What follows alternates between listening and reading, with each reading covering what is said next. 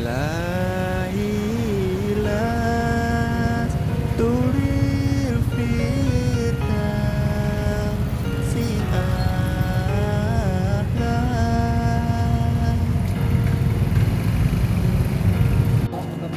ولا أقوى على النار جحيم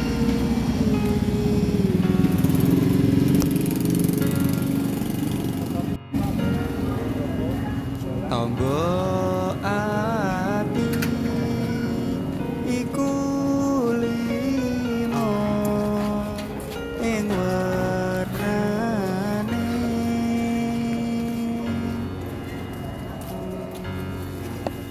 kaping pisah Ilahi lastu lil firdausi a'la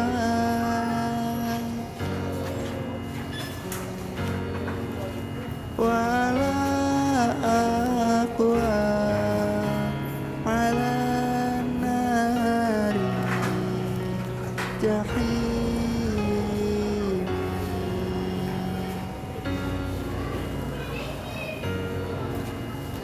Tombo ati iku limo ing warnane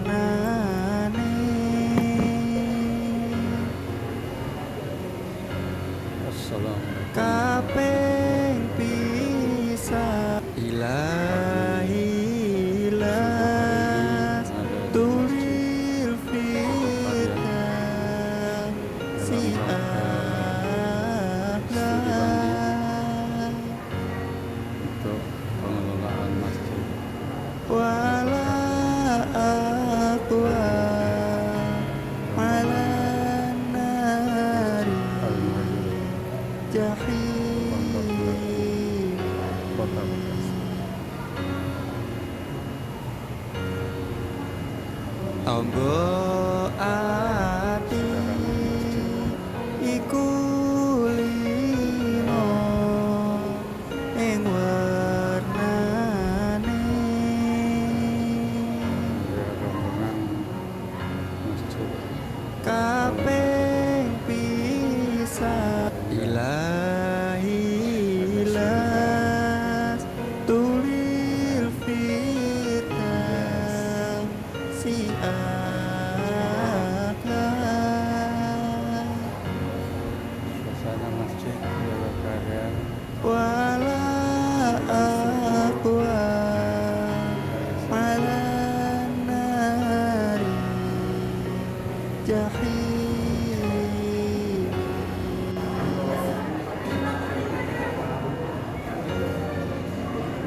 Tombo ati iku Setelah sholat subuh. limo ing warnane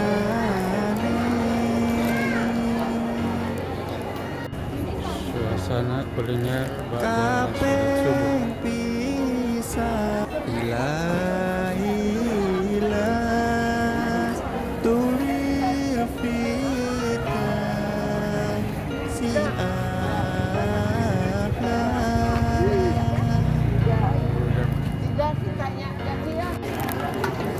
Ini susu murni apa? Susu murni, susu sapi. 6.000.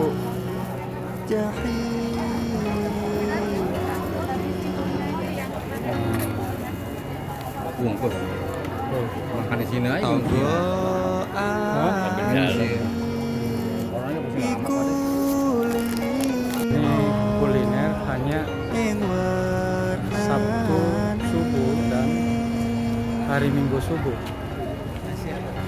Ukur karena sih ada kaping pisah Karena hari Sabtu dan hari Minggu itu subuhnya ramai, bahkan dikunjungi oleh tamu-tamu dari luar. Inilah suasana setelah sholat subuh.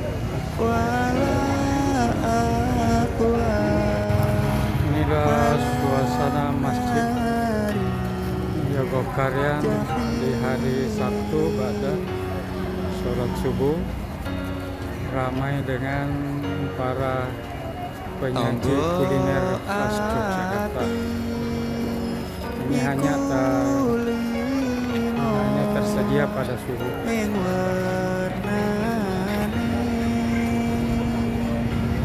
Seperti ini ada udang seroja, bubur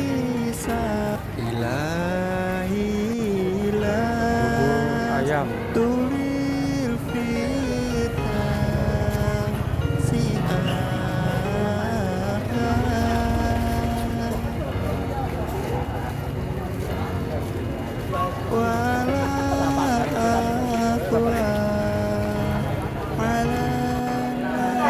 dikunjungi juga oleh anak-anak dari SDIT.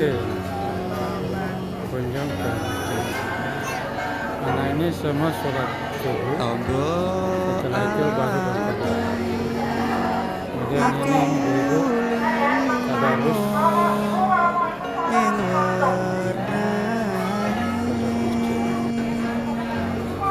Tadarus baca sholat subuh.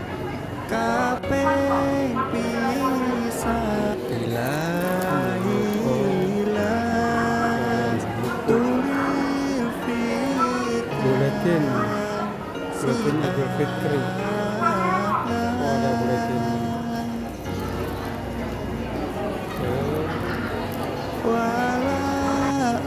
Gratis, silakan. Ini banyak. Ini selalu tersedia.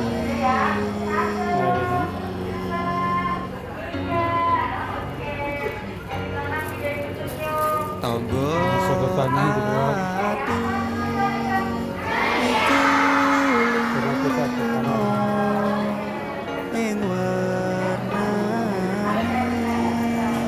Ini ada store-nya untuk penjualan merchandise.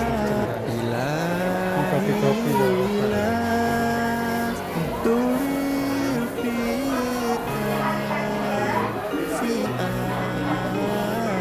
Apa kabar pagi ini? Alhamdulillah. Alhamdulillah. Luar Sehat biasa. semua ya? Sehat Baik, walafiat. alhamdulillah.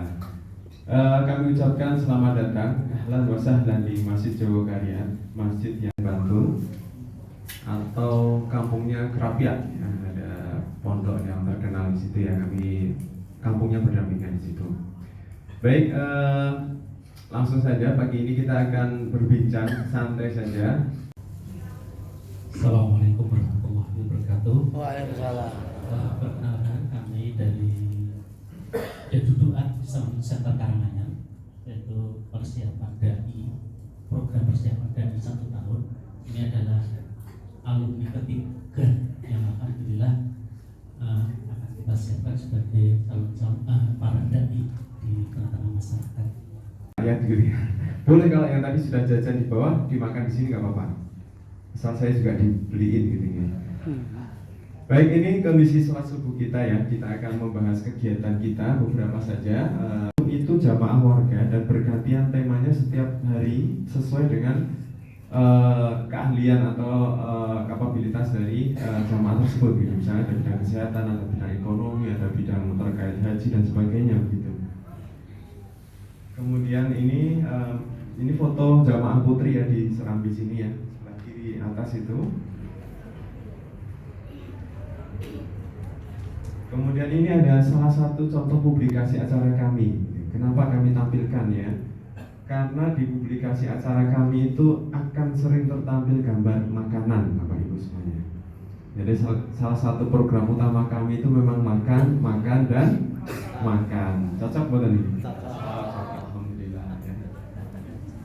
Kemudian di Kampung Ramadan tadi di video awal itu ada salah satu rangkuman ya kegiatan Kampung Ramadan. Ini adalah kegiatan terbesar yang rutin kami selenggarakan ya setiap tahun. Ini branding Kampung Ramadan kami mulai sejak 19 tahun yang lalu, tahun 2004, di mana waktu itu takmir melihat bahwa kok rasanya Ramadan hanya dirasakan di masjid-masjid saja.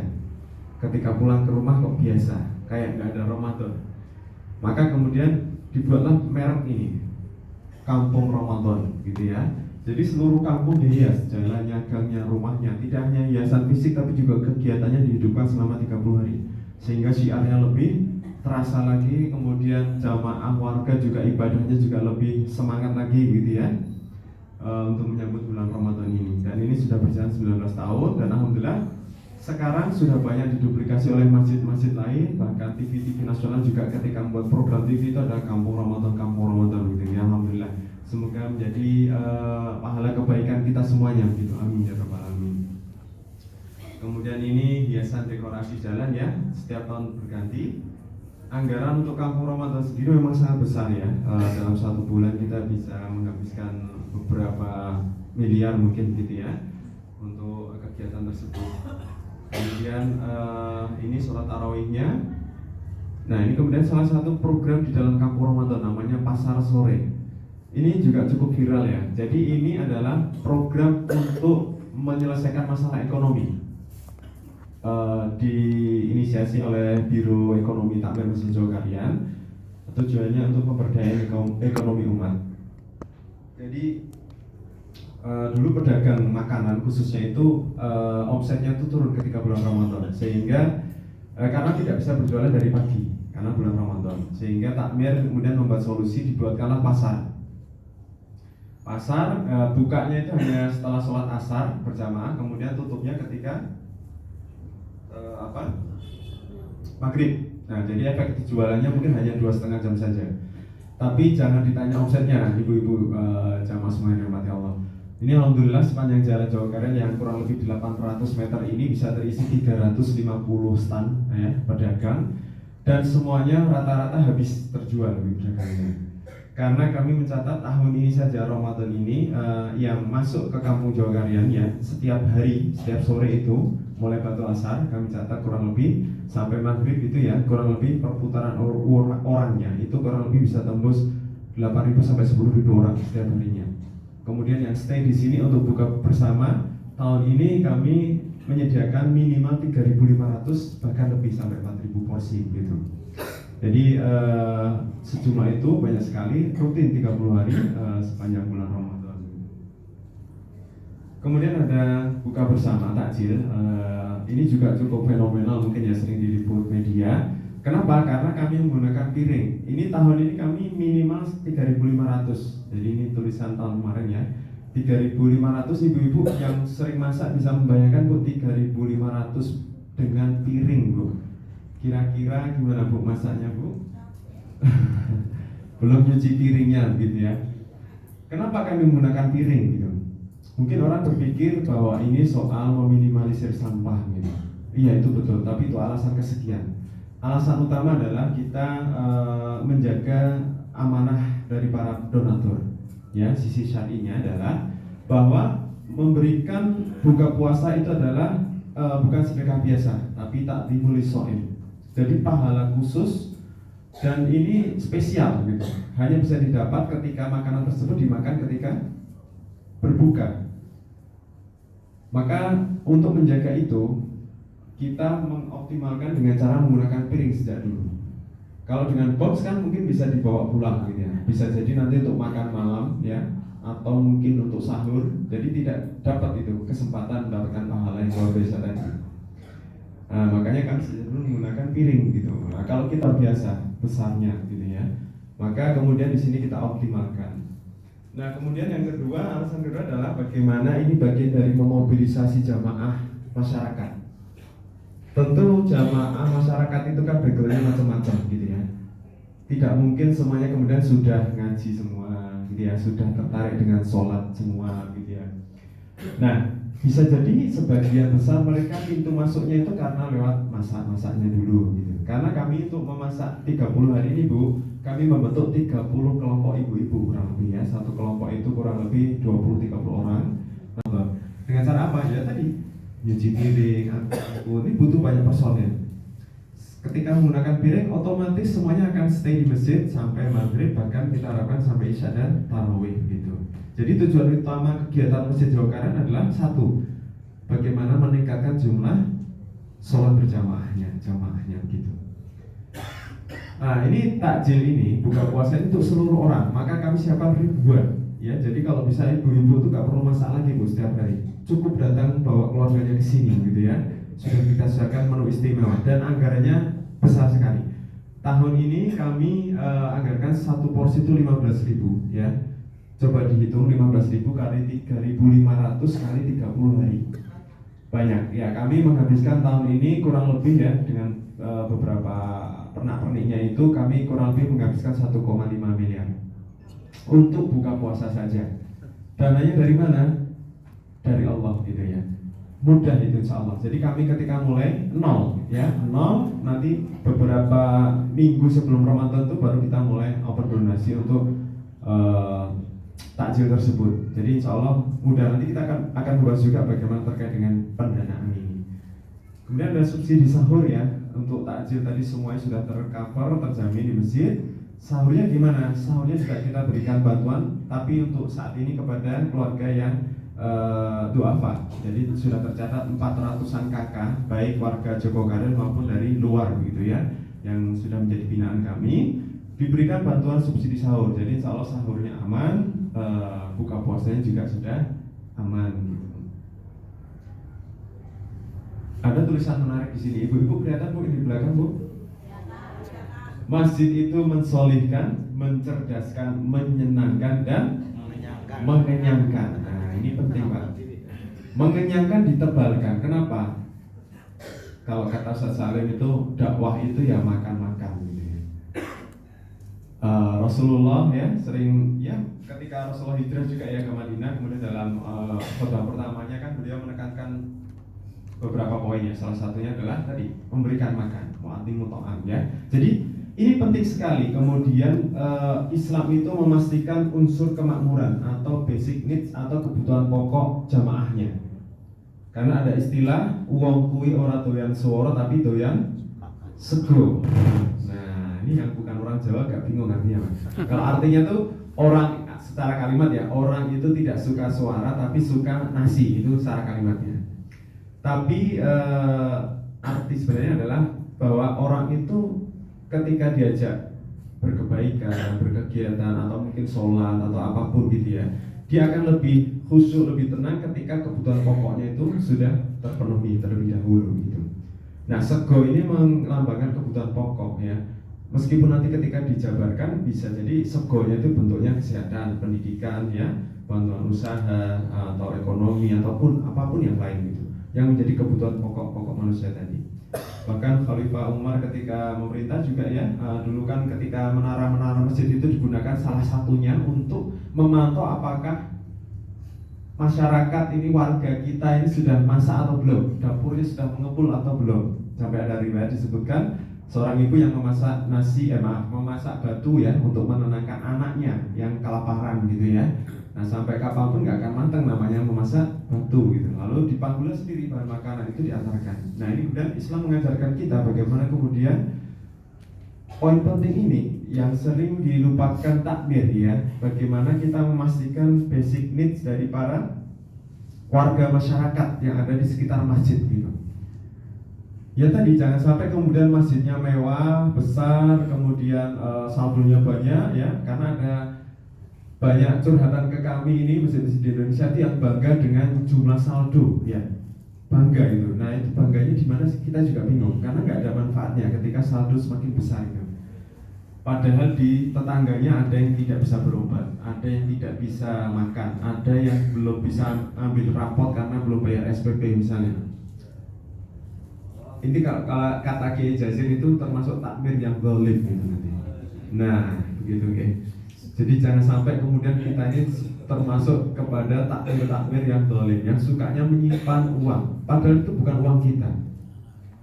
Kalau Bapak ini misalnya bawa kamera adik saya, kemudian mau ke kamar mandi, titip ke temennya, ya. Titip ke temen saya, titip yang mau kamar mandi takut basah gitu. Kemudian selesai dari kamar mandi, diambil lagi. Kira-kira temennya marah atau tidak? Gak mungkin karena bukan haknya, bukan miliknya. Sama sebenarnya takmir itu ketika dititipi infak sedekah itu bukan miliknya takmir, bukan miliknya bendahara, bukan miliknya yayasan, bukan miliknya DKM, tapi miliknya umat yang harus segera ditasarufkan. Prinsipnya seperti itu. Jangan kemudian kita berbangga kemudian menyimpan gitu. Karena apa? Rata-rata masjid di Indonesia itu penyakit takmirnya adalah merasa memiliki masjid, penguasa masjid. Padahal kita ini hanyalah pelayan tamunya Allah. Kita hanya pegawainya Allah yang harus segera menyalurkan. Tidak ada hak kepemilikan kita di sini. Meskipun masjid tersebut dibangun oleh kakek kita, orang tua kita, atau perusahaan kita, ketika sudah menjadi masjid itu adalah miliknya Allah, bukan milik kita lagi gitu. Kemudian Idul Adha ya, ini sebenarnya materi ini bisa dibahas satu hari sendiri, tapi kita singkat saja. Tahun 2022 kami menyembelih, maaf ada kesalahan angka, 55 sapi, kemudian 37 kambing. Dimulai pukul 8 pagi, selesai semua penyembelihan sebelum adzan zuhur. Jadi sangat cepat, karena daging itu jika terpapar udara semakin lama maka pertumbuhan bakterinya akan semakin banyak. Sehingga kami upayakan pukul 9.30 itu sudah bisa distribusi dagingnya, baik untuk sohibul maupun warga.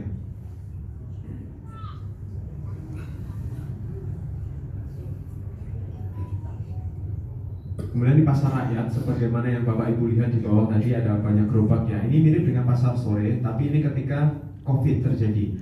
Jadi COVID kan terdampak ekonomi semuanya ya, sehingga takmir harus ada solusi juga terkait ekonomi ini gimana gitu. Lalu dibuatkan pasar mengaca pada suksesnya agenda pasar sore di Kampung Ramadan. Sayangnya kondisinya berbeda. Kalau COVID kemarin kan daya belinya turun semua. Secara ekonomi kita semua terdampak. Kalau yang Ramadan itu kan masih normal, kegiatannya biasa dulu ya gitu.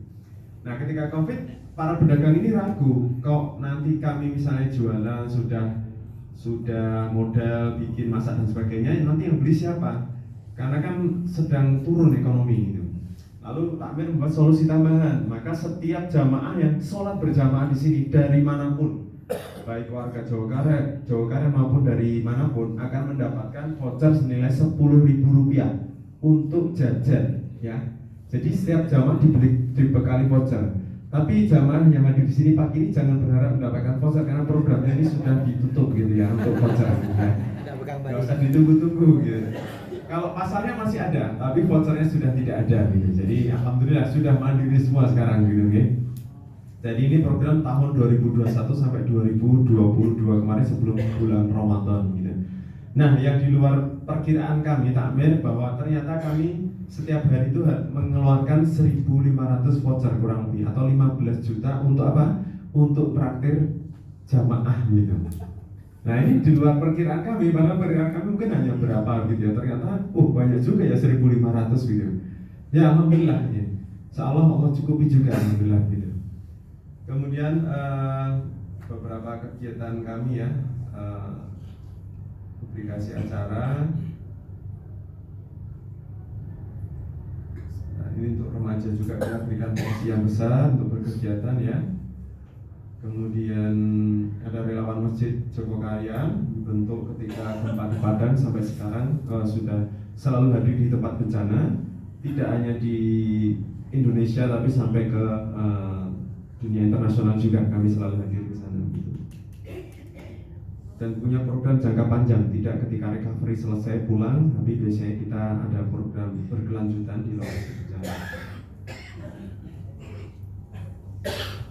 Baitul Mal, Masjid Jawa Barat juga ada ya, menerima dan menyalurkan zakat. Kemudian ada program benar rumah, ada program ATM beras. Nanti kalau selesai acara bisa turun ke bawah, ada mesin ATM di bawah. Itu kalau ditempelkan kartu keluar beras ya jatahnya. Tapi nggak usah dicoba kartu jenengan, nanti nggak keluar juga karena tidak terbaca di mesinnya gitu ya, belum terdata. Jadi ini bagian program lanjutan dari kotak yang sebelah kanan jamaah ya. Jadi dulu ketika beberapa puluh tahun yang lalu ada jamaah yang datang ke masjid kemudian butuh makan lah intinya tadi, butuh sego tadi. Sudah nggak bisa makan beberapa hari, nggak punya penghasilan, keluarganya juga nggak bisa makan, lalu takmir segera memberikan bantuan. Selesai memberikan bantuan baru dirapatkan. Ini sepertinya kondisi seperti ini dialami beberapa orang. Cuma yang satu ini berani curhat, yang lainnya mungkin malu gitu. Berarti harus ada solusi. Nah, waktu itu kemudian takmir membuat solusi ketika kutub tadi subuh diumumkan kepada jamaah, Bapak Ibu semuanya, besok kalau subuhan bawa 1 genggam beras ini ya, dari rumah bawa 1 genggam. Nanti kami siapkan kotak seperti ini, yang lubangnya besar itu. Silakan dimasukkan di situ berasnya. Gitu. Di sebelahnya juga ada lubang untuk uangnya di sebelahnya. Jadi barangkali dia membawa uang. Gitu. Nah, alhamdulillah berjalan bertahun-tahun sampai sekarang kita sudah dimudahkan dengan sistem pembagian dengan mesin ATM gitu. Jadi ini sudah berjalan lama sekali. Bagaimana kemudian kita segera tadi ya, prinsipnya peduli dan melayani apa kebutuhan jamaah tadi. Kemudian ada tulisan menarik di sini, apapun harokahmu, aku saudaramu. Jadi Masjid Jawa Karet ini wakafnya Muhammadiyah, jamaah semuanya. Tapi kami tidak pernah membatasi diri pada satu golongan atau organisasi saja. Maka di sini semuanya bisa berkegiatan. Pengajiannya pun macam-macam, dari lintas organisasi, lintas harokah gitu. Jadi kami upayakan sejak dulu ya, jamaah ini dewasa dalam perbedaan. Kenapa kami sampaikan? Karena ini penting sekali Pak, ini menjadi permasalahan yang besar di Indonesia. Bagaimana umat Islam ini sering diobok-obok begitu ya, diadu untuk ya tadi membenci saudara sendiri gitu. Padahal kalau kita ingat kisah Rasulullah ketika hijrah ke Madinah, kemudian datanglah kaum Muhajirin, apa yang dilakukan pertama Rasulullah? Mempersaudarakan kaum Ansor dan kaum Muhajirin, ya. Di situ disaudarakan, kaum Ansor menawarkan apa kebun dan sebagainya gitu ya. Kaum Muhajirin ini ya menolak karena mereka basicnya pedagang. Kalau ngurusi kebun bertani mungkin bisa gagal panen, bukan keahliannya. Maka silakan saja tetap kaum Ansor yang ngelola, nanti kemudian hasilnya bisa dibawa ke masjid ya untuk dimakan bersama-sama, kurang lebih seperti itu. Nah, poinnya adalah tadi Rasulullah itu ketika datang ke Madinah ya, beliau membangun masjid ya, masjid pertama Masjid Kuba, kemudian Masjid Nabawi tadi. Fisik bangunannya memang ada gitu ya, tapi esensi pembangunan dari sebuah masjid bukan soal fisik bangunan masjid, tapi bagaimana membangun sebuah peradaban Islam gitu.